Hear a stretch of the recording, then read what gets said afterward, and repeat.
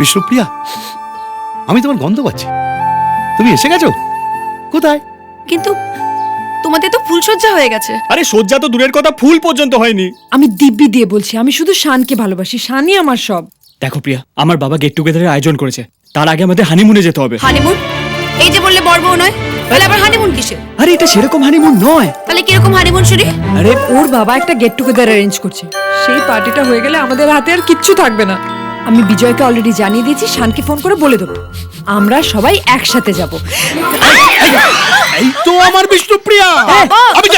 আমি জানতাম তুমি আমার কাছে ফিরে আসবে। তুমি ছাড়ো।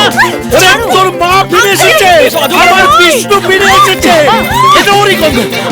বিষ্ণু বিষ্ণু বিষ্ণু, আমার বুকে এসো, বুকে এসো। তোমার মাকে একই পারফিউম ইউজ করতে নাকি? এটা কোনো পারফিউম না, এটা আমারই বিষ্ণুপ্রিয়া। আরে না রে বাবা। বিষ্ণু বিষ্ণু বিষ্ণু, তুমি আমাকে আমার কাছে সরে যাও না বিষ্ণু।